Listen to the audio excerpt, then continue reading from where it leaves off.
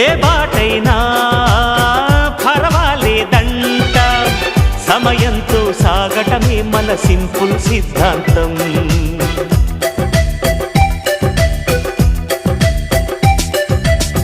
చిరుగాలికి పరిమళమిచ్చే సిరిమల్లెల వనమై ఉందాం, గగనాన్ని నేలను కలిపే హరివిల్లుల బంతెన అవుదాం. ఆనందం అంటే అర్థం మనమందా, ప్రతి పూట పాటై సాగే హుషారు సరిగమలో. ఎన్నో ఎన్నో రాగాలుండే సంగీతం కాదా, చల్లకి నవ్వుల కేరింత.